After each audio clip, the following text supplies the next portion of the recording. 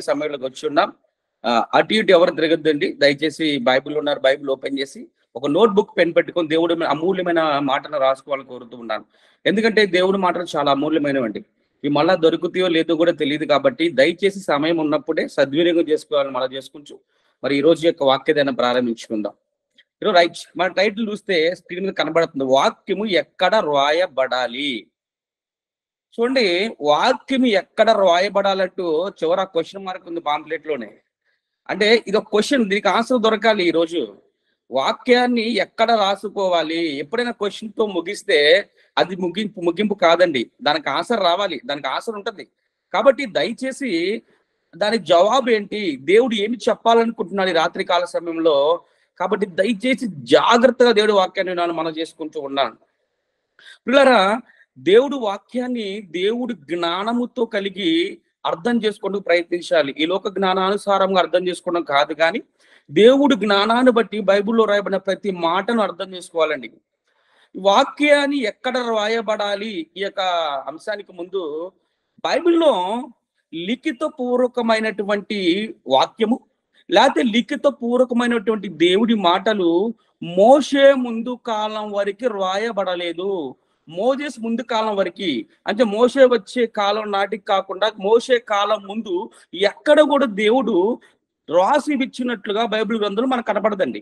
దేవుడు ఏమన్నా చెప్పాలనుకున్నప్పుడు ఏమండి దేవదూతల ద్వారా కానివ్వండి, అలాగే స్వరము ద్వారా కానివ్వండి, ఆ యొక్క జనాంగంతో మాట్లాడుతున్నట్లు మనం చూస్తాం తప్ప ఎక్కడైనా కానీ రాయబడి వాక్యము ఇచ్చినట్లు కనపడదు. ఎప్పటిదాకా? మోసెస్ కాలం దాకా, మోషే కాలం దాకా మనకు బైబిల్లో కనపడదు. అయితే మోషే టైంకి వచ్చేసరికి దేవుడు తన చేతితో తన వేలితో స్వయంగా రాయబడిన వాక్యమును మోషే ద్వారా ఆనాటి జనాంగానికి ఇచ్చినట్లుగా చూస్తూ ఉన్నాం.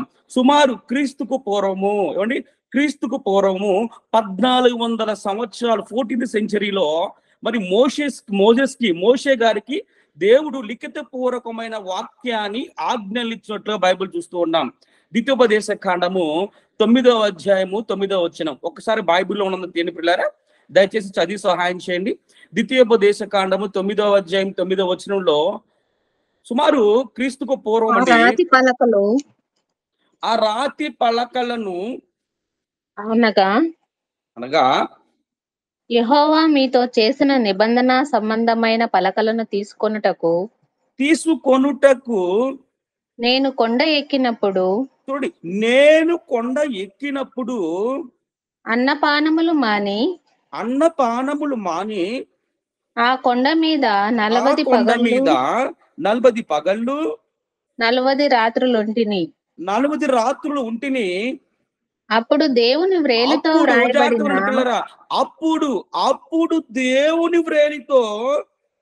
వ్రాయబడిన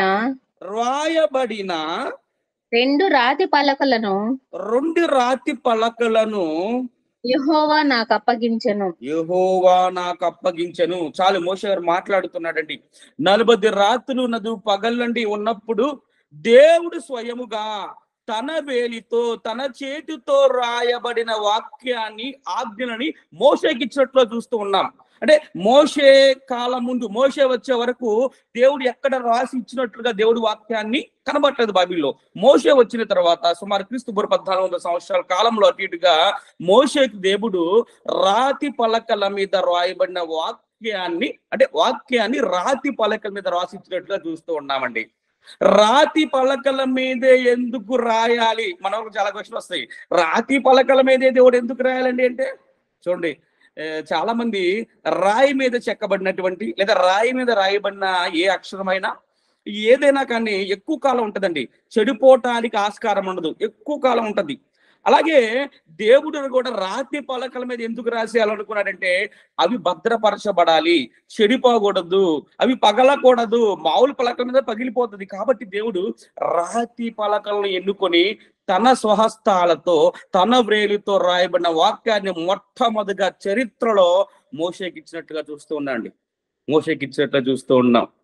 ఆ తర్వాత అండి కాలక్రమేణా రాతి పలకల మీద నుండి డెవలప్ అవుతూ వచ్చి చర్మపు కాగితాల మీద దేవుడు వాక్యం రాయబడినట్లుగా చూస్తూ ఉన్నాం. హెబ్రీయులకు రాసిన పత్రిక, జాగ్రత్తగా ఉండండి పిల్లారా, హెబ్రీయులకు రాసిన పత్రిక 10వ అధ్యాయము 7వ వచనం చూడండి. హెబ్రీయులకు రాసిన పత్రిక 10వ అధ్యాయము 7వ వచనం. అప్పుడు నేను గ్రంథపు చుట్టలో అప్పుడు నేను గ్రంథపు చుట్టలో నన్ను గూర్చి వ్రాయబడిన ప్రకారము దేవా నీ చిత్తము నెరవేర్చుటకు ఇదిగో నేను వచ్చి ఉన్నానంటిని. నేను వచ్చి ఉన్నాను. రైట్ అండి. గ్రంథపు చుట్టలో నన్ను గురించి రాయబడిన ప్రకారము. మొట్టమొదటి చూస్తే రాతి పలకల మీద దేవుడి వాక్యం రాయబడింది. కాలక్రమేణా చూసుకుంటూ వచ్చినట్లయితే ఈ కాలానికి వచ్చేసరికి చుట్టలు. ఏ చుట్టలు అంటే జంతు చర్మాలు కాగితాల మీద, చర్మపు కాగితాల మీద, జంతు చర్మాల మీద దేవుడు వాక్యాన్ని రాస్తున్నట్లుగా చూస్తూ ఉన్నాం. ఏదైనా చుట్టడానికి ఏదో అవకాశం ఉంటుందండి. చర్మాన్ని చుట్టేసి వాళ్ళు జంతు చర్మాన్ని ఒలిచి ఆ చర్మం మీద దేవుడి వాక్యాన్ని రాస్తూ చదివిన తర్వాత ఒకళ్ళ తర్వాత ఒకళ్ళు పంపించుకున్నట్లుగా బైబిల్ గ్రంథంలో అనేక సందర్భాల్లో మనం చూస్తూ ఉన్నాం పిల్లారా. ఒకసారి అదే సందర్భాన్ని మనం చూసినట్లయితే 2వ తిమోతి రాసిన పత్రిక 4వ అధ్యాయం 12వ వచనం. 2వ తిమోతి 4:12 మాట్లాడుతున్నారు పౌలు గారు. నీవు వచ్చినప్పుడు నేను త్రోయలో అర్పునొద్ద ఉంచి వచ్చిన అంగీ పుస్తకములను ముఖ్యంగా చర్మపు కాగితములను తీసుకొని రమ్ము. ముఖ్యముగా చర్మపు కాగితములు తీసుకొని రమ్మని మాట్లాడుతున్నాడు పౌలు గారు. అంటే ఇక్కడ పుస్తకం అంటే అప్పుడే పౌలు గారు రాసినటువంటి పత్రికలు అవి కూడా చర్మపు కాగితం మీద రాసుకున్నారండి. అంటే పౌలు గారు మాట్లాడుతూ చెప్తున్నాడు తిమోతి గ్రంథంలో, ఏదైతే నేను ఉంచాను అక్కడ మీరు చదువుకోవడానికి ఏదైతే ఉంచానో చర్మ కాగితాల మీద ఏదైతే రాయబడిందో వాటిని వచ్చేటప్పుడు తీసుకొని రండి నాయన. అంటే మీరు అప్పటికి దేవుడి వాక్యాన్ని చదువుకున్నారు కాబట్టి నేను ఇతరులకు పంపించాలి. మీరు చదువుకున్న వాక్యాన్ని చర్మపు కాగితాల మీద రాయబడిన వాక్యాన్ని ఇంకో సంఘం వారికి పంపించాలి అని మాట్లాడుతున్నట్లుగా చూస్తూ ఉన్నాండి. ఒక్కసారి ఆలోచించండి. చర్మపు కాగితం మీద ఎన్ని వచనాలు రాస్తారండి? ఎన్ని గ్రంథాలు రాయబడతాయి? సుమారు ఒక జంతు చర్మాన్ని తీసుకుని రాసుకుంటూ వెళ్ళిపోతే ఒక చర్మం మీద 4-5 వచనాలు, మహా అయితే 10 వచనాలు రాయగలం. అలా చూసుకుంటూ వెళితే ఒక కీర్తన గ్రంథాన్ని రాయాలంటే సుమారు 4-5 లారీలు కావాలండి. 4-5 లారీల చర్మపు కాగితాలు, జంతు చర్మాలు కావాలి సుమారుగా. అంటే అప్పుడు వాక్యము అందరికీ అందుబాటులో వచ్చేది కాదండి. వీళ్ళు చదువుకొని ఇంకొకరు పంపించాల్సి వచ్చింది, వీళ్ళు చదువుకొని ఆ పత్రికడు ఇంకో సంఘాన్ని పంపించాల్సి వచ్చింది. కాబట్టి చాలా భారభరితంగా ఉండేదండి ఆ రోజులు. దేవుడి వాక్యాన్ని అందిపుచ్చుకోవాలన్నా, దేవుడి వాక్యం చదవాలన్నా, ఒక విధంగా చెప్పాలంటే కొంచెం డబ్బున్న వాళ్ళు, ధనవంతులు తెప్పించుకొని చదువుకునే వాళ్ళు అంతే కదండి. అక్కడ నుండి ఇక్కడ తేవాలంటే, ఈ ప్రాంతం నుండి ఆ ప్రాంతం చాలాలంటే చాలా భారభరితమైంది. వాక్యాలు కూడా అందరికి సరిగ్గా దొరికేవి కాదు. ఒక గ్రంథాన్ని ఒకరు చదివేలోపు ఇంకో గ్రంథాన్ని ఇంకో చదువుకునేవాళ్ళు. అలా మార్చబడాలంటే ఒక గ్రంథం పూర్తిగా ఎవరు చదివేవాళ్ళు కాదు. అలా దేవుడి వాక్యం ఆ కాలంలో రాయబడింది. మొట్టమొదటి రాతి పలక మీద రాయబడింది, తర్వాత చర్మపు కాగితాల మీద రాయబడిందండి. అయితే దేవుడు ఆ రాతి పలకల మీద రాయబడిన వాక్యాన్ని రాతి పలకల మీదే ఉంచాలనుకోలేదండి. ఆ రాతి పలకల మీద రాయబడిన వాక్యము ఎక్కడ ఉంచాలనుకున్నాడో చూద్దాం ఒక్కసారి బైబిల్ గ్రంథంలో. అదే ద్వితీయోపదేశ కాండము 6వ అధ్యాయము 6వ వచనం.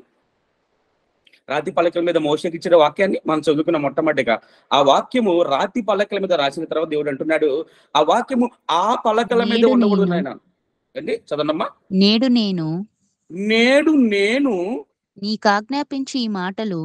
నీకాజ్ఞాపించిన ఈ మాటలు నీ హృదయంలో ఉండవలెను. అండర్లైన్ చేసుకున్న పిల్లారా, నీ హృదయములో ఉండవలెను. ఏ రాతి పలకల మీదనైతే నేను రాసిచ్చానో ఆ మాటలు రాతి పలకల మీద ఉండకూడదు నాయన. ఆ మాటలు నీ హృదయమందు రాయబడాలి. అది కావాలనుకున్నాడు దేవుడు. ఆ మాటలు నీ హృదయమందు రాయబడాలయ్యా. అంతే కదండి. ఇప్పుడు చాలా చూస్తాం, చాలా మందిని చూడండి, దేవుడి వాక్యాలు రాసుకుంటూ ఉంటారు గృహాల్లో. ఏ తెగుల్ని గుడారమును సమీపించి, ఇంటి ఎంట్రన్స్ లో ఏ తెగుల్ని గుడారము సమీపించదు. అలాగే వాహనాల మీద రాసుకుంటారు. ఎవరు రాసుకుంటారు? బైకుల మీద, కారుల మీద. మన క్రైస్తవులు రాసుకున్న 90% వాక్యాలు నీ రాకపోకల యందు యెహోవా నిన్ను కాపాడును. ఎందుకు? ప్రయాణం చేస్తున్నాం కదా. ఏమండి ఒక అతనట అయ్యగారి దగ్గరికి వచ్చి, పాస్ గారి దగ్గరికి వచ్చి, అయ్యగారు నేను ఒక చికెన్ స్టాల్ పెట్టుకుంటున్నాను, ఒక మంచి వాక్యం చెప్పండి, నా చికెన్ స్టాల్ మీద రాసుకోవాలి అన్నాడట. పాస్ గారు ఎన్న బైబిల్ గ్రంథంలో చూసి చెప్పారంటే ఒక అద్భుతమైన వాక్యం. చికెన్ అంటే కోడి కదండి, దానికి సంబంధించిన వాక్యం బైబిల్లో చూసి, కోడి తన రెక్కల కింద ఎలాగ దాచుకున్నో నేను రాసుకుంటాను, ఇది అద్భుతమైన రాసుకు పెట్టుకుపోన్నాడంటే. ఏమండి వాక్యము ఎంత వాడేశాడు కొట్టి మీదకి. ఇంకొక అతను వచ్చాడు, అయ్యగారు వాడికి కోడి స్టాల్ పెట్టాడు, నేను మటన్ స్టాల్ పెట్టినా, ఒక అద్భుత వాక్యం చెప్పగలరా అని అడిగాడు. వెంటనే పాస్టర్ గారు చెప్పారు, నాయన నువ్వు మటన్ అన్నావు కదా అని చెప్పి, వెంటనే మటన్ అంటే గొర్రెల పొట్టేలే కదండి అని చెప్పాడట. వెంటనే బైబిల్లో తీసి, ఇదిగో లోక పాపమును మోసుకొని పోవు దేవుని గొర్రె పిల్ల, ఇది పెట్టేసి కొట్టి మీద అన్నాడంట. అయ్యా బాబోయ్, ఆయనకేమో కోడి గురించి చెప్పాడు వాక్యం రాయడానికి, ఈయనకేమో గొర్రె గురించి చెప్పాడు. ఇకపోతే ఇంకో ఆయన వచ్చాడు పిల్లారా, ఇంకో ఆయన వచ్చేసి, ఏమండి నేను ఫిష్ మార్కెట్ పెట్టాను అయ్యగారు, నాకు ఒక వాక్యం కావాలి, ఫిష్ మార్కెట్ మీద రాసుకోవాలి అని అడిగాడట. వెంటనే అయ్యగారు ఇచ్చాడు ఒక వాక్యాన్ని, అద్భుతమైన వాక్యానండి. ఫిష్ అంటే చేప, ఆయనకేమో కోడి గురించి చెప్పాడు, ఈయనకేమో గొర్రె గురించి చెప్పాడు. ఫిష్ కదా, వెంటనే బైబిల్ గ్రంథంలో చేపలు తక్కువ అంటే చేపల వాక్యాలు ఎన్ని ఉంటాయి మనకు తెలుసు కదా క్రైస్తవులకి. వెంటనే అద్భుతంగా ఒక మాట రాశాడు, అది ఏందే అని అడిగితే, ఇదిగో నేను మిమ్మల్ని మనుషులు పట్టి జాలరుగా చేస్తాను, పెట్టేసుకో వాక్యం అన్నారంటండి. ఏ బాబు, గోడ మీద ఒక వాక్యం, ఇంటి ముందు ఒక వాక్యం, బైక్ మీద ఒక వాక్యం, స్టాల్ మీద ఒక వాక్యం, ఏంది ఇన్ని వాక్యాలా? బైబిల్లో ప్రతి వాక్యాన్ని మన వాళ్ళు వాడుకున్నంత విధంగా ఎవ్వరు వాడుకోరండి బైబిల్లో. మన వాళ్ళు వాడుకున్నంత వాక్యాన్ని ఎవ్వరు వాడుకోలేరు. ఇంటి లోపలికి వెళ్తే ఒక వాక్యం, బయటికి వస్తే ఒక వాక్యం. ఏంటండి ఇవన్నీ? మంచిదే, కానీ ఈ వాక్యాలు గోడల మీదే ఉండిపోకూడదు నాయన. నీ యొక్క షాపుల ముందే ఉండిపోకూడదయ్యా, నీ వాహనాల ముందే ఉండకూడదు ఈ వాక్యాలు. రాతి పలకల మీద రాయబడిన వాక్యాలు అక్కడే ఉండకూడదని దేవుడు కోరుకున్నాడు. అలాగే ఈ రోజు నీ ఇంటి గోడల మీద ఉండిపోకూడదు, నీ వాహనాల మీద ఉండిపోకూడదు, నీ షాపుల ముందు ఉండిపోకూడదు. రాయబడిన వాక్యాల్ని నీ హృదయమందు రాయబడాలి, అది చెప్పాలనుకుంటున్నాడు దేవుడు.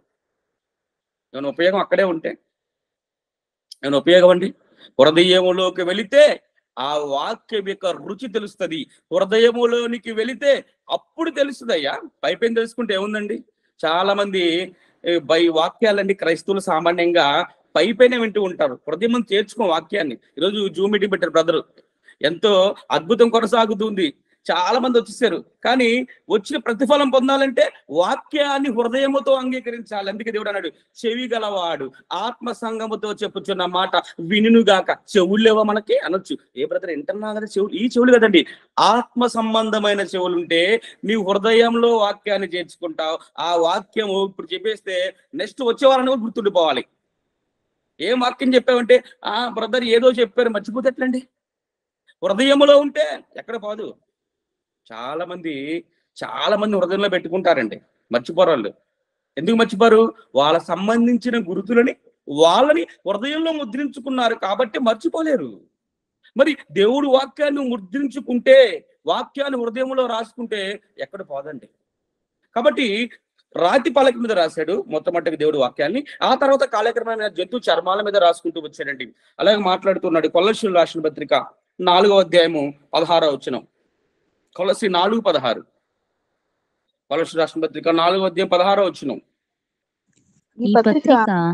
ఈ పత్రిక మీరు చదివించుకొనిన తరువాత, చూడండి ఇందా చెప్పే కదా, మీరు చదివించుకొనిన తరువాత లవోదికీయ వారి సంఘములోను చదివించుకొనుడి. చూడండి, కొలసులతో అంటున్నారు, కొలసు పత్రికలు మీరు చదివారు కదా, ఈ పత్రికల్ని మీరు చదివండి, ఇంకో సంఘాన్ని పంపించండి దయచేసి. ఎందుకంటే వాళ్ళకి అందుబాటులో దేవుడి మాటలు లేవు, దేవుడు వాక్యాలు లేవు. ఈ రోజు మనం ఈ బైబుల్ చేతిలో పట్టుకుంటున్నామండి. ఇదిగో చూడండి, ఈ రోజు ఈ బైబుల్ మనం చేతిలో పట్టుకున్నామంటే మన అదృష్టం. ఈ రోజు ఇలాంటి బైబుల్ ఆ రోజు లేదు, చాలా ఈజీ క్యారీ చేస్తున్నాం. ఈ రోజు అలా లేదండి. ఒక గ్రంథాన్ని ఒకరు చదివి మళ్ళీ ఒకరు పంపించాలండి. ఎంత కఠినం, ఎంత ఇంట్రెస్ట్ ఉండాలి చదవాలంటే. సుమారండి కొలసీ పట్టణానికి 10 మైళ్ళ దూరంలో ఉంటుంది ఈ లవోదిక ప్రాంతం. కొలసీ పట్టణానికి 10 మైళ్ళ దూరంలో ఉంటుందండి. అంత దూరంలో కూడా ఈ పత్రికలు తెప్పించుకొని చదువుకుంటున్నారంటే అసలు ఎంత హృదయం ముందు వాక్యాన్ని ఉంచుకున్నారు ఆనాడు వాళ్ళు. వాక్యం మీద ఎంత శ్రద్ధ కలిగి ఉన్నారు ఒక్కసారి ఆలోచించండి. 10 మైళ్ళు అండి. మన మందిరాన్ని పక్కనే ఉంటే రావటానికి రాలేము బ్రదర్, 2-3 కిలోమీటర్లు ఉంటుంది, ఏమొస్తున్నాం అనుకుంటున్నాం కదా.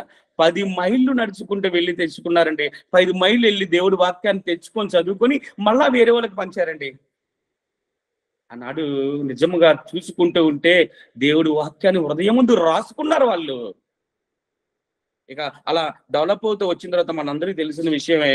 అలా రాతి పలకల మీద నుండి జంతు చర్మాల మీద అలా రాసుకుంటూ వచ్చి వచ్చి ఈ రోజు మరి క్రీస్తు శకము 1450 నుండి మరి 53 సంవత్సరాల మధ్య కాలంలో జాన్ గూటన్బర్గ్, మనకు తెలుసండి, జాన్ గూటన్బర్గ్ అచ్చు యంత్రాన్ని కనుక్కున్న తర్వాత మొట్టమొదటిగా ప్రచురితమైనటువంటి గ్రంథము లేదా పుస్తకం ఏదైనా ఉందంటే అది ది బైబిల్ అండి. మీ అందరికీ తెలుసు, చరిత్ర చెప్తూ ఉంది. ఇది నేను చెప్పడం కాదు కానండి, మీరు సెర్చ్ చేసుకున్న ఎవరినని చెప్పేది జాన్ గూటన్బర్గ్ అచ్చు యంత్రాన్ని ప్రింటింగ్ మిషన్ ని కనుక్కున్న తర్వాత మొట్టమొదటగా ముద్రించబడిన గ్రంథము బైబిల్.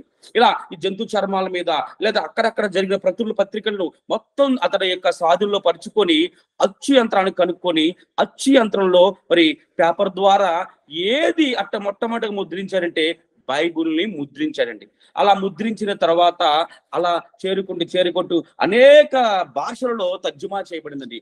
అలాగే మనం చూసుకుంటే మన తెలుగులోకి ఈ బైబిల్ గ్రంథం ఏదైతే 66 గ్రంథాలు బైబిల్లో ఉన్నాయో అది మన చేతిలో రావడానికి సుమారు 1727 సంవత్సరంలో క్రీస్తు శకం 1727 సంవత్సరంలో స్టార్ట్ చేస్తే అది కంప్లీట్ సంపూర్ణమైన బైబిల్ కొత్త నిబంధన పాత నిబంధన మన చేతికి రావడానికి క్రీస్తు శకం 1857 సంవత్సరాలు పట్టిందండి. చూడండి ఎన్ని సంవత్సరాలు, ఆల్మోస్ట్ చాలా సంవత్సరాలు పట్టింది. ఇది ఈ సంపూర్ణమైన తెలుగు బైబిల్. ఇదిగో చూడండి పిల్ల, ఏదైతే ఇది మన చేతుల్లో ఉందో ఈ 66 గ్రంథాలు, ఈ 66 పుస్తకాలు, ఈ 66 బుక్స్ గ్రంథం మన చేతుల్లో ఉందో ఈ బుక్ మన చేతుల్లో రావటానికి సంపూర్ణ బైబిల్ ఎప్పుడు వచ్చింది అంటే క్రీస్తు శకం 1857 సంవత్సరంలో ఈ తెలుగు బైబిల్ మన మధ్యకి వచ్చింది పిల్లారా. చూడండి ఎంత స్ట్రగుల్ చేశారు ఆ దేవుడి వాక్య నీ దగ్గర రావటానికి, ఎంత కష్టపడ్డారు ఆనాడు దేవుడి విశ్వాసులు కానీ క్రైస్తవ ఆదిమ సంఘాలు కానీ ఎంత కష్టపడ్డారు. రాతి పలకల మీద ఎప్పుడో క్రీస్తుకు పూర్వం 1400 సంవత్సరాల క్రితం మోషే గారికి దేవుడు చేతితో రాసి ఇచ్చినటువంటి రాతి పలకల కాలాన్ని మొదలుకొని చూస్తే ఆ తర్వాత దేవుడు తను చెప్పాలనుకున్న మాట దేవదూతుల ద్వారా చెప్పిస్తూ ఆ తర్వాత జంతు చర్మాల మీద జంతు కాగితాల మీద రాసుకుంటూ దేవుడు వాక్యాన్ని ఒక సంఘం తర్వాత ఒక సంఘం చదువుకుంది, ఒక వ్యక్తి తర్వాత ఒక వ్యక్తి చదువుకున్నాడు. సుమారు ఈ చాలా వాక్యాలు అందరికి అందుబాటులో వచ్చే కాదండి, ఎందుకంటే దొరికేవి కాదు. అలా అలా అలా అవుతూ దేవుడు తన దీన్ని డెవలప్ చేసుకుంటూ దేవుడికి ఇచ్చిన జ్ఞానం ప్రకారం మనుషులు దేవుడికి ఇచ్చిన జ్ఞానం ప్రకారం డెవలప్ చేసుకుంటూ వెళితే ఒక ప్రింటింగ్ మిషన్ కనుక్కున్న తర్వాత నిజంగా అద్భుతంగా మొట్టమొదటి ప్రపంచంలోనే ముద్రించబడింది ది గ్రేట్ బైబిల్ అండి. ఈరోజు గర్వపడాలి, ఈ బైబిల్ మన చేతిలో ఉందండి ప్రియులారా. ఇలా రాయబడిన వాక్యము, ఇలా ఇదిగో ఈ మీ చేతిలో ఉన్న వాక్యము, ఈ వాక్యము ఈ బైబిల్లోనే ఉండాలని దేవుడు కోరుకోలేదు. ఎక్కడికి రాయమన్నాడు? హృదయమందు రాసుకోమన్నాడు. రాతి పలకల మీద ఉన్న వాక్యాన్ని హృదయంలో రాసుకోమన్నాడు. అలాగే ఇదిగో ఈ బైబిల్లో ఈ పత్రికలో ఉన్న విషయాలను కూడా దేవుడు ఎక్కడ రాసుకోమన్నాడు చూద్దాం. ఒకసారి బైబిల్లో చూసినట్టు పిల్లారా, మరి సామెత గ్రంథం 7వ అధ్యాయం 3వ వచనం. సామెత గ్రంథం 7వ అధ్యాయం 3వ వచనం. సామెతలు 7:3. నీ వ్రేళ్లకు వాటిని కట్టుకొనుము, నీ హృదయమును పలక మీద వాటిని వ్రాసుకొనుము. నీ హృదయం అనే పలక మీద వాటిని రాసుకోవాలి. అది చెప్తున్నాడు దేవుడు. అంటే ఎక్కడ రాసుకున్నాడు? హృదయం అనే పలకల మీద రాసుకోమన్నాడు. చూడండి పిల్లారా, రాతి పలకల మీద ఉండాలని కోరుకోలేదు, అది హృదయం అనే పలకల మీద రాసుకున్నాడు. హృదయం అనే పలకల మీద నువ్వు రాసుకుంటే, హృదయం అనే పలకల మీద నిజంగా దేవుడి వాక్యాన్ని నువ్వు రాసుకుంటే నిజమనే క్రైస్తవుడు మనం బ్రతుకుతామండి. ఈరోజు క్రైస్తవులోని పేరుకు మాత్రమే మన పై రూపాన్ని చూపించడం కానివ్వండి, లోపల కూడా క్రైస్తవత్వాన్ని కలిగి ఉండాలి. ఎప్పుడుంటాం? దేవుడి మందిరానికి వచ్చినప్పుడు, చర్చికి వచ్చినప్పుడు బాగానే ఉంటాం, మనందరం మంచిగా పాటలు పడతాం, మంచిగా ప్రేయర్ చేస్తుంటాం. కానీ మన వ్యక్తిగత జీవితం కూడా ఎలా ఉందో, మన ఆత్మీయ జీవితం కూడా ఎలా ఉందో చాలా పరిశీలించుకోవాలి ప్రియుల, చాలా టెస్ట్ చేసుకోవాలి మనల్ని మనం. అప్పుడే నిజముగా దేవుడు వాక్యం మన హృదయమందు రాయబడినట్లుగా అర్థమవుతూ ఉంది. నేను మీకు ఒక బాటిల్ చూపిస్తున్నాను, దయచేసి చూడండి ప్రియులారా. నా దగ్గర చేతిలో బాటిల్ ఉంది, కనబడుతుందండి బాటిల్? ఎవరికన్నా కన్ఫర్మ్ చేయండి బ్రదర్స్. కనబడుతుందండి. ఈ బాటిల్ మీద A to Z అనేటువంటి ఒక సిరప్ అండి. ఇది A to Z అంటే ఇది ఒక బ్రాండ్ పేరు. దీంట్లో మల్టీ విటమిన్స్ మినరల్స్ తో కూడినటువంటి ఒక లోపల మందు ఉంది, మెడిసిన్ అండి. ఇది మెడిసిన్, ఇది లోపల మందు ఉందండి. రైట్. ఏం చెప్తున్నా అంటే ఈ లేబుల్ ఏంటి? A to Z multi vitamins minerals సంబంధించిన మందు. లేబులు మల్టీ విటమిన్స్ మినరల్స్ అంటే బలానికి సంబంధించిన బాడీలోకి మినరల్స్ విటమిన్స్ కావాల్సిన మందు. ఈ లేబుల్ ఏదైతే ఉందో దీని లోపల కూడా మందు అదే ఉందండి. ఈ లోపల కూడా మందు అదే ఉంది. లేబుల్ ఏదైతే ఉందో లోపల మెడిసిన్ కూడా అదే ఉంది. అంటే లేబుల్ ఒకటి, లోపల మెడిసిన్ వేరేది ఉంటే ఏదైనా ఉపయోగం ఉందా? దీని మీద విటమిన్స్ మినరల్ సంబంధించినటువంటి మెడిసిన్ ఉండి లోపల పెయిన్ కిల్లర్స్ కో లేదా జ్వరానికి సంబంధించినటువంటి మందు ఉంటే ఉపయోగం ఉందా? అప్పుడు ఏమైపోయింది? లేబుల్ ఒకటి, లోపల మెడిసిన్ ఒకటి అవుతుంది. ఉపయోగం లేదు దీనివల్ల. లేబుల్ ఒకటి, మెడిసిన్ ఒకటి ఉండకూడదండి. పైన లేబుల్ ఏదైతే కనపడుతుందో లోపల మెడిసిన్ కూడా అది ఉంటేనే ఇది ఉపయోగకరము. అలాగే ఈ రోజు కూడా క్రైస్తవుడని పేరు పైన ధరించుకొని లోపల క్రైస్తవత్వం లేకపోతే నువ్వు క్రైస్తవుడు కాదు. పైకి వాక్యాన్ని వింటున్నట్లు కనబడి హృదయమందు రాసుకొనకపోతే ఈ రోజు మన వల్ల ఎటువంటి ఉపయోగం లేదండి. అంటే మన భక్తి కూడా లేబుల్ ఒకటి, లోపల భక్తి ఒకటి ఉండకూడదు. క్రైస్తవుని లేబుల్ ఉంది, వీఆర్ ద క్రిస్టియన్స్.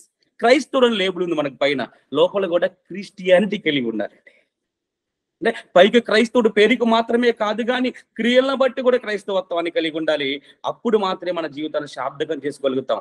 ఎప్పుడు చేసుకుంటాం అయ్యా అని అడిగితే, ఎప్పుడైతే దేవుడి వాక్యాన్ని రాతి పలకల మీద కాదు, కాగితాల మీద కాదు, చర్మపు కాగితాల మీద కాదు, కానీ నీ హృదయాల మీద రాసుకున్నప్పుడు మాత్రమే పైకి ఏది ఉంటావో లోపల కూడా అదే ఉంటావో దేవుడు చెబుతూ ఉన్నాడు పిల్లారా, చెప్తూ ఉన్నాడండి. మరి ఒక రోజండి మాకు తెలుసో లేదో పంపులు కూడా ఆడవాళ్ళు కొట్టుకుంటూ ఉంటారు పిల్లరా నీళ్ళ దగ్గర. మీకు తెలుస్తుంది, మన ఏమి ఏరియాలో ఉందో లేదు కానీ కొన్ని ఏరియాల్లో వాటర్ అందక నీళ్ళ దగ్గర లైన్లు పెట్టుకుంటూ ఉంటారు, ఈ యొక్క బకెట్లు కానివ్వండి బిందెలు కానివ్వండి.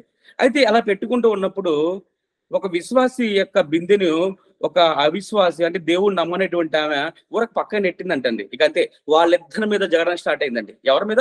ఒక క్రైస్తవురాలైన విశ్వాసిని మళ్ళా దేవుడు నమ్మనటువంటి విశ్వాసికి, దేవుడు నమ్మనటువంటి అవిశ్వాసికి మధ్య గొడవ స్టార్ట్ అయ్యిందండి పిల్లరా. గొడవ స్టార్ట్ పెద్దగా అరుచుకోవడం ప్రారంభించారండి. నువ్వెంత అంటే నువ్వెంత, లేకపోతే నువ్వే చేసావు తప్పు అరుచుకుంటూ ఉన్నారంట. ఈ క్రైస్తవురాలు కూడా తగ్గట్లేదటండి, మందిరానికి వెళ్ళాము కూడా తగ్గట్లేవి. అయితే అటుగా ఒక పాస్టర్ వెళ్తున్నారండి. నాలాంటి ఒక పాస్టర్ వెళ్తూ ఉన్నప్పుడు, ఆ సంఘంలో పాస్టర్ వెళ్తూ ఉన్నప్పుడు వెంటనే ఆ విశ్వాస ఆ పాస్టర్ని చూసి వెంటనే ఏదైతే తగాదా ఆడుతున్నానో వెంటనే తగాదా ఆపేసి పైన ముసుకేసేసండి. వెంటనే అక్కడే పైన ముసుకేసి వెంటనే స్తోత్రం స్తోత్రం స్తోత్రం స్తోత్రం అంటాం ప్రారంభించిందంటండి. కాబట్టి అప్పుడు దాకా తగాదాడింది. ఎప్పుడైతే అటు నుండి పాస్టర్ వెళ్తూ ఉన్నారో ఏమన్నా అనుకుంటారేమో అని చెప్పి వెంటనే ముసుకేసి స్తోత్రం అని ప్రారంభించేసరికి ఎదురుగున్నాక ఏం అర్థం కావట్లేదండి. ఇప్పుడు దాకా నాతో తగాదాడింది, ఇప్పుడు దాకా నన్ను అరిసింది, ఇప్పుడు దాకా నన్ను తిట్టింది, ఉన్నట్టుండి వెంటనే ముసుకేసి స్తోత్రం అంటుంది ఏంది అంక అర్థం కాక, అదేమన్నా కొత్త తిట్టేమో, కొత్త బూతు మాట ఏమో అని చెప్పేసి వెంటనే ఆమందుకొని ఎవరికంటున్నావే స్తోత్రం అని, నీకు స్తోత్రం, మీ ఆయనకి స్తోత్రం, ఎక్కువ మాట్లాడితే మీ ఇంట్లో వాళ్ళందరికి స్తోత్రం అంటుందండి. ఏమండి ఏం చేసింది? దేవుడు వాక్యాన్ని ఎక్కడ వాడింది?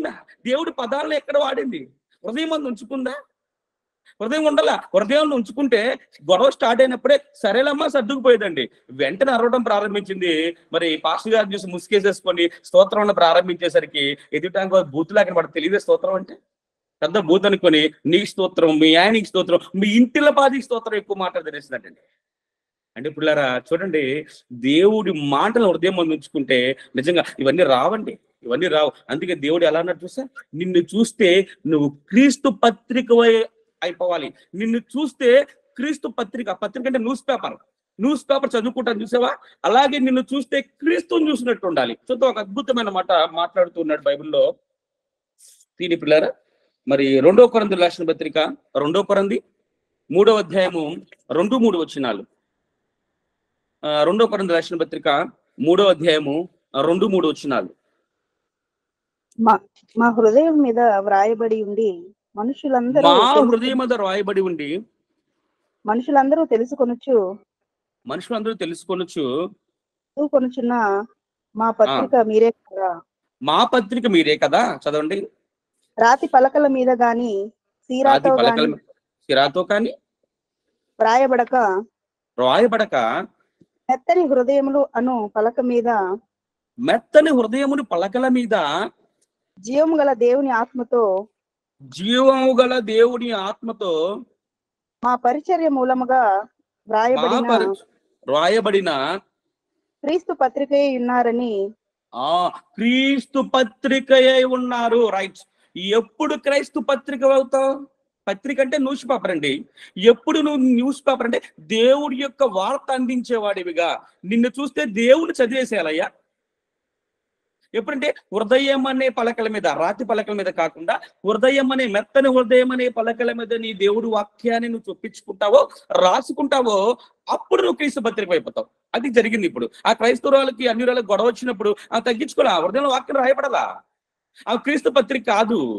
క్రీస్తు పత్రిక అయితే నేను చూడంగానే క్రీస్తుని చూసినట్లు ఉండాలి. నీ మాటలో ఆ ఒద్దిక కనపడాలి. నీ మాటలో ప్రేమ కనపడాలి. నీ మాటలో దయ కనపడాలి. నీ మాటలో జాలి కనపడాలి. నీ ప్రవర్తనలో ఇతరులు నిన్ను చూసి మందిరానికి వెళ్ళే వాళ్ళు ఇలాగే ఉంటారు కదా, నిన్ను చూసి నిన్ను వెంబడించాలి. నిన్ను చూస్తే క్రీస్తును చూసినట్లు ఉండిపోవాలి. ఇదే క్రీస్తు పత్రిక. నిన్ను చదివితే క్రీస్తుని చదివినట్లు ఉండాలయా. క్రీస్తుని చదివినట్లు ఉండాలి. అది వాక్యం ఎప్పుడు రాయబడితే, హృదయం ముందు రాయబడితే తప్ప నువ్వు క్రీస్తు పత్రికపై ఉండాలి పిల్లారా. నా జీవితంలో జరిగిన ఒక యథార్థ సంఘటన మీకు చెప్పాలనుకుంటున్నారు రాత్రి కాలుష్యంలో. జాగ్రత్తగా ఉంది పిల్లారా. ఎలా మన క్రీస్తు పత్రికమై ఉండాలో, మనల్ని చూసి ఇతరులు నిజంగా ఇది దేవుడి బిడ్డే కదా అని అనుకోవాలి. మనం చెప్పవలసిన వాళ్ళకి మన ప్రవర్తన బట్టి తెలిసిపోతుందండి. ఒక యథార్థ సంఘటన చెప్తున్నాండి పిల్లారా. ఓ రోజు నేను రోడ్డు మీద వెళ్తూ ఉన్నప్పుడు పిల్లారా, బండి మీద ఒక అతను సడన్ గా వచ్చి నా యొక్క దానికి వెహికల్ కి ముందుగా వచ్చి పిల్లారా తన బండి ఆపాడండి. ఎందుకు ఆపాడు అర్థం కాక నేను అంతే ఆగిపోయాను. అతను వచ్చి ఒక రిక్వెస్ట్ చేశాను, నన్ను ఒక సహాయం అడిగాడు. బ్రదర్, నా బైక్ లో పెట్రోల్ అయిపోయింది, మరి నేను ఈ యొక్క గుంటూరు ప్రాంతానికి వేరే చోట నుండి వచ్చాను, మా బంధువులు హాస్పిటల్లో ఉన్నారు, జాయిన్ చేశాను, నేను మళ్ళా వెళ్ళడానికి నా బండిలో పెట్రోల్ లేదు, చూసుకోలేదు బ్రదర్. నా ఫోన్ పేలో డబ్బులు చూస్తేనేమో ఫోన్ పని చేయట్లేదు టయానికి, అది ఎందుకు స్టక్ అయిపోయింది. గూగుల్ పే కానీ ఫోన్ పే కానీ లేదు, స్టక్ అయిపోయింది, ఎందుకో తెలియదు. నా చేతిలో పర్సులో ఏమో డబ్బులే బ్రదర్, మీరు ఏమనుకోకపోతే ఒక 200 రూపాయలు నాకు ఇస్తే పెట్రోల్ కొట్టించుకుని వెళ్తాను బ్రదర్, కొంచెం హెల్ప్ చేయగలరా అని అడిగాడండి. అలా చూస్తానికి చాలా నీట్గా ఉన్నాడు, హైట్ వెయిట్ చూస్తానికి ఒక పోలీస్ మ్యాన్ లాగా ఉన్నాడు చూస్తానుగా మనిషి. అతను వచ్చి ఒక 200 రూపీస్ ఇవ్వగలరా, పెట్రోల్ కొట్టించుకుని వెళ్ళిపోతాన్నాడండి. నాకు అనిపించింది, సరే విద్దాం. నాకు చూస్తే చిల్లర కూడా లేదండి. 500 రూపీస్ ఇచ్చాను. 500 ఇచ్చేసి కొట్టించుకుంటారా బ్రదర్, పర్లేదు ఇక్కడే ఉంటానని చెప్తే కొంచెం దూరంలో పెట్రోల్ బంక్ ఉంది, అతను కొట్టించుకోవడానికి వెళ్ళాడండి. అప్పుడు నేను అనుకుంటున్నాను ఆ మనసులో, ఇతను 500 రూపాయలు తీసుకెళ్లి పెట్రోల్ కొట్టించుకొని మళ్ళా నా దగ్గరికి వస్తే ఇతను హెల్ప్ చేయొచ్చు. నేను ఒకవేళ వాడు అట్టుండ వెళ్ళిపోతే పొరపాటున తొందరపడి ఎవరికి హెల్ప్ చేయకూడదు అనిపిస్తా కూర్చున్నానండి. అలా కూర్చున్నప్పుడు కొంతసేపటికి అతను తీసుకొని వచ్చాడండి. తీసుకొని వచ్చి చాలా థ్యాంక్స్ బ్రదర్ అని చెప్పి నేను ఇచ్చిన 500లో 200 కొట్టించుకొని మిగతా 300 నా చేతిలో పెట్టేసి, థ్యాంక్ యూ బ్రదర్, చాలా హెల్ప్ చేశారు టయానికి, నేను వెళ్ళి మా వాళ్ళు మళ్ళా ఇంటికి వెళ్ళి మళ్ళీ హాస్పిటల్ వెళ్ళారు బ్రదర్, చాలా థ్యాంక్ యూ అని చెప్పాడండి. చెబుతూ ఒక మాట అన్నాడండి, మీ పేరేంటి అడిగాను నన్ను. మీ పేరు ఏమిటి బ్రదర్ అన్నాడండి. నా పేరు డేవిడ్సన్ అని చెప్పాను. వెంటనే అతను అన్న మాట తెలుసండి, ఇది బ్రదర్, మీరు డేవిడ్సన్ అంటే మీరు క్రైస్తవులు కదా, కాబట్టి ఇంత దయ అడగంగానే ఇంత దయ, ఇంత జాలి, ఇంత లక్షణాలు క్రైస్తవులకే ఉంటది. నేను అప్పుడే అనుకున్నాను బ్రదర్, మీరు క్రైస్తవులు అయి ఉంటారని అన్నాడండి. అప్పుడే అనుకున్నాను మీరు క్రైస్తవులు అయి ఉంటారు. చూడండి, అంటే మనల్ని చూడంగానే మన ప్రవర్తన బట్టి, మన క్రియలు బట్టి క్రీస్తు పత్రికల వైపోయి ఉండాలి. అతను వెంటనే అండి క్రైస్తవులు, నేను అప్పుడే అనుకున్నా బ్రదర్, మీ పేరు తెలియక ముందే అనుకున్నాను మీరు క్రైస్తవులై ఉంటారు. ఈ లక్షణాలు, ఈ జాలి, ఈ దయ ఆ క్రీస్తుకు సంబంధించిన వ్యక్తులకే కలిగి ఉంటది అనుకున్నాను. చూడండి, ఇలాంటి సాక్ష్యాన్ని మనం పొందాలి పిల్లలు. బయట క్రీస్తు పత్రికల వైపోయి ఉండాలి. అయితే నువ్వు క్రీస్తు పత్రిక అంటే నీ జీవితంలో ఎలా మార్పు చెందుతుందో, నీ జీవితానికి ఎలా ఉపయోగపడుతుందో దేవుడు చెప్తూ ఉన్నాడు. ఒకసారి చూసినట్లయితే కీర్తనలో 119వ అధ్యాయం 11వ వచనం, ఎప్పుడైతే దేవుడు వాక్యం నీ హృదయం ముందు రాయబడిద్దో, దేవుడు వాక్యం నీ హృదయంలో ఉంటుందో చెప్తూ ఉన్నాడు. కీర్తన 119వ అధ్యాయం 11వ వచనం,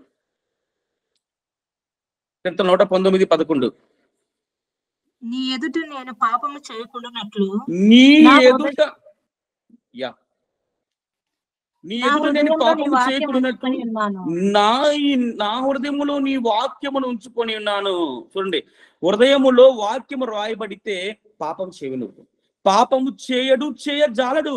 దేవుడు సంబంధి పాపము చేయడు అంటారు. ఏం చేస్తున్న పిల్లారా, నువ్వు పాపం చేస్తున్నావంటే దేవుని నమ్మినా కూడా వాక్యము నీ హృదయమందు రాయబడలేదు.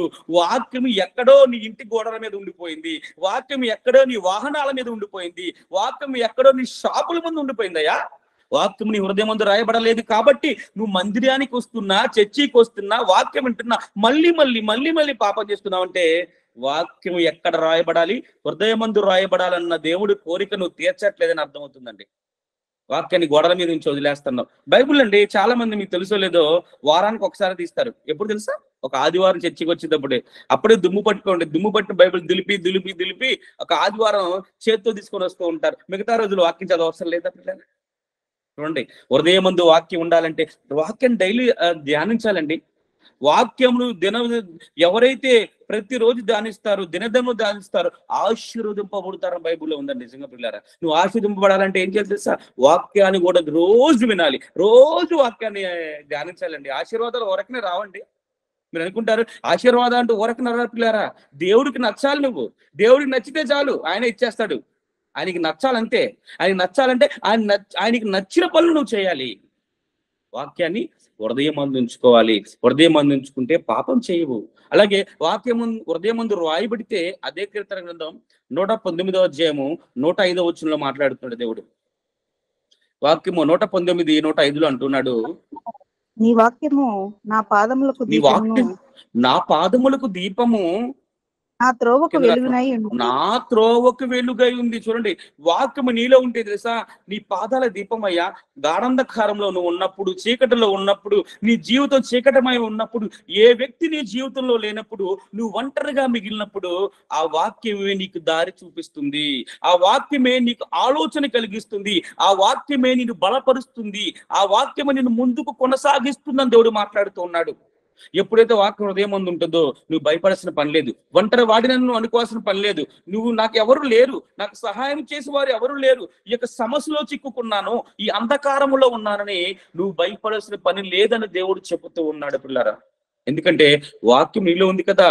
డోంట్ వరీ అన్నాడు దేవుడు. నువ్వు నమ్ముకున్న వాక్యమే, నీ హృదయం ముందు రాసుకున్న వాక్యమే నీకు వెలుగవుతుంది, నీకు దారి చూపించేది ఉంటది అన్నాడండి దేవుడు. చాలా మంది అండి వాక్యాన్ని సరిగా అర్థం చేసుకోకుండా, నిజంగా ఈ గొప్పతనం తెలియట్లేదు. మన చేతిలోని బైబిల్ గొప్పతనం తెలియట్లేదండి పిల్లలు. మీ అందరికి ఇప్పటికి కూడా చాలా మందికి తెలియటం లేదండి. ఏదో దేవుడి కన్నా చేతితో పట్టుకు వస్తున్నాం కానీ మీకు తెలుసో లేదు, బైబిల్ రాసి సుమారు కొన్ని వందల సంవత్సరాలు అయింది.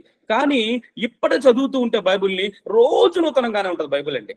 ఏ పుస్తకాన్ని నేను ఒకసారి చదివితే బోరు కొట్టేసింది, రెండోసారి చదువుబుద్ధి కాదు. మీకు తెలుసో లేదు, చరిత్రలో ఏ పుస్తకం చదవండి, ఒకసారి చదివిస్తే పూర్తిగా రెండోసారి చదువుబుద్ధి కాదు. కానీ బైబిల్ని దినదినం చదువుతూ ఉంటే ప్రతిరోజు ఏదో కొత్త కనపడుతూనే ఉంటది. ఇలాంటి పుస్తకం ది వండర్ఫుల్ బుక్ ప్రపంచంలోనే ఇంకొకటి లేదండి, ది బైబిల్ అని చెప్పగలను పిల్లలు.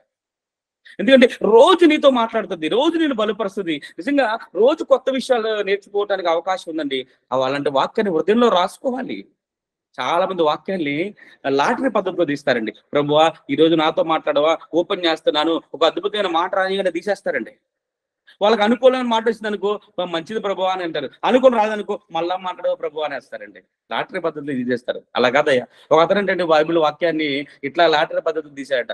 ప్రభువా నాకు సమస్య ఉందయ్యా అని వాక్యం తీయంగానే అతనికి కనబడిన వాక్యం ఏంటంటే, యూదా ఇస్కరియోతు ఉరి పెట్టుకొనేను అని ఉందంట. యూదా ఉరి పెట్టుకొనేను ఉందంటండి.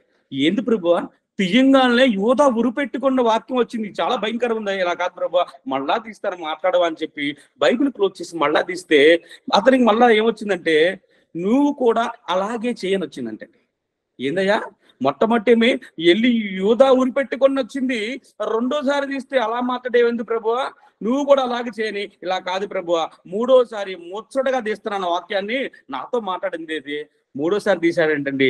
మూడోసారి తీస్తే వెంటనే దేవుడు మాట్లాడుతున్నారు వాక్యంలో అంట, నువ్వు చేయాలనుకున్నది త్వరగా చేయని వచ్చిందంటండి.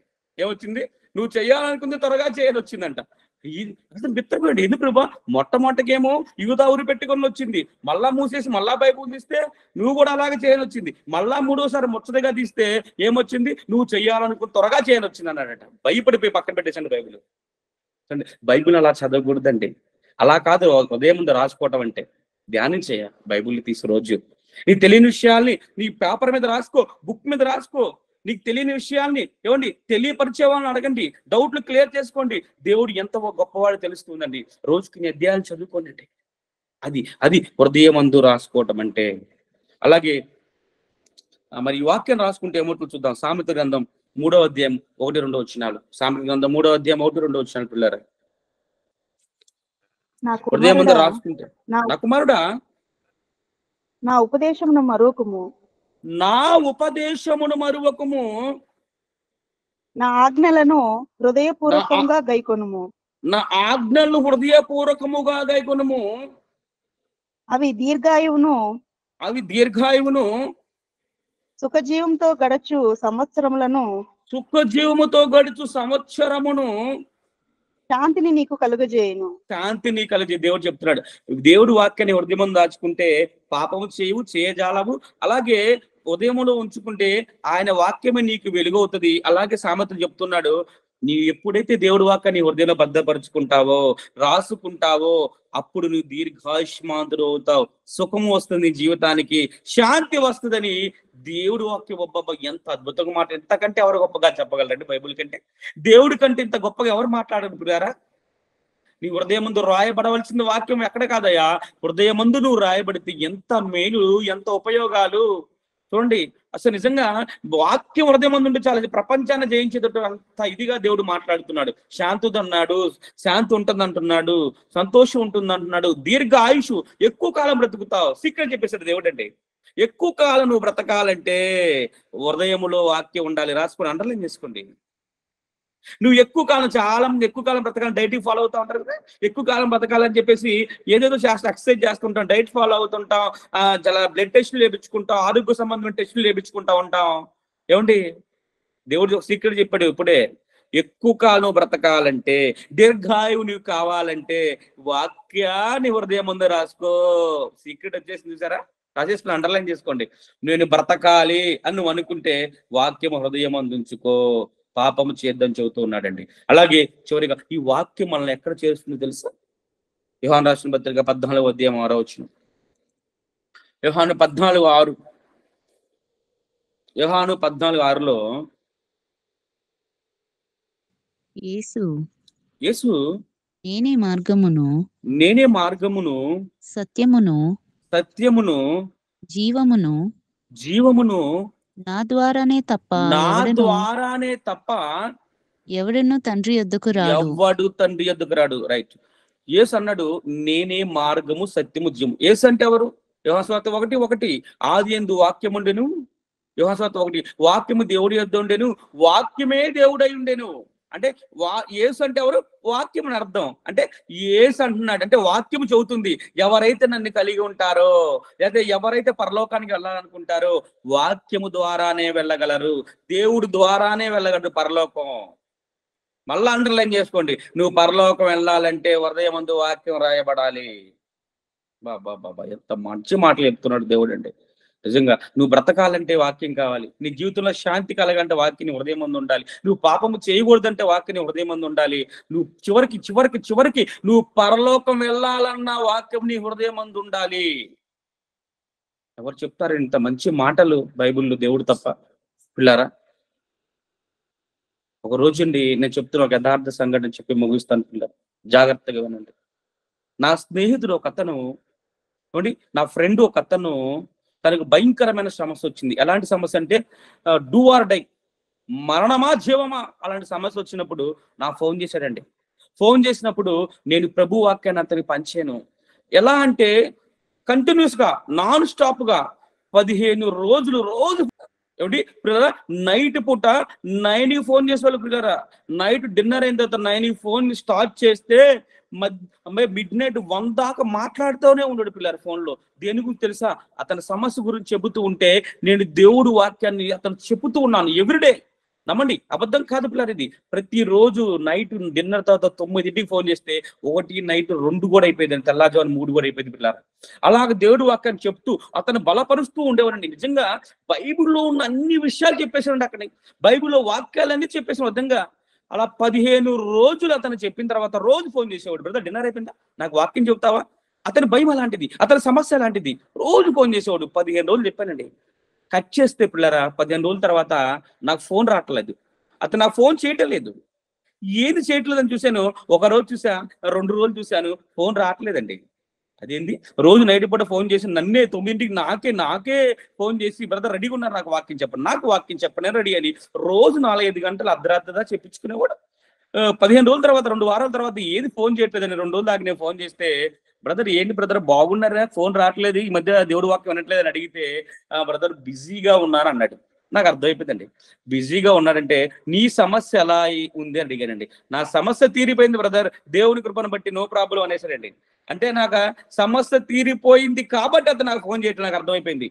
అంటే అప్పుడు దాకా చెప్పిన దేవుడు వాక్యాన్ని రోజు 4-5 గంటలు అర్ధరాత్రి దాకా చెప్పబడిన వాక్యాన్ని అతడు హృదయమందు రాసుకోలేదు, హృదయంలో ఉంచుకోలేదు అని నాకు అర్థమైపోయిందండి. పైనే విన్నాడు, తన సమస్య తీరేంత వరకే విన్నాడు, తన కోరిక తీరేంత వరకే విన్నాడు తప్ప వాక్యాన్ని హృదయమందు రాసుకోలేదు. కాబట్టి సమస్య తీరంగానే వాక్యాన్ని ఆపేశాడు. నిజంగా అతను చెప్పిన వాక్యాన్ని ఇంకొకటి చెప్పినట్టు దీపాటి పరలోకాన్ని చేర్చే విధంగా ఉండేదండి. అంత అద్భుతమైన దేవుడి విషయాలను అతనికి రోజు నేను కూడా విసిపోకుండా రోజు బోధించేవాడినండి. కానీ అతను అలా దేవుడు వాక్యాన్ని హృదయంలో రాచుకొనకుండా నిజంగా దేవుడికి దూరం అయిపోయినట్లుగా చూస్తున్న పిల్లరా. కాబట్టి రాయబడిన వాక్యము ఎక్కడ రాయబడాలి? బైబిల్లో ఉన్న వాక్యము రాతి పలకల మీద ఉండిపోకూడదయా అని చెప్పాడు దేవుడు.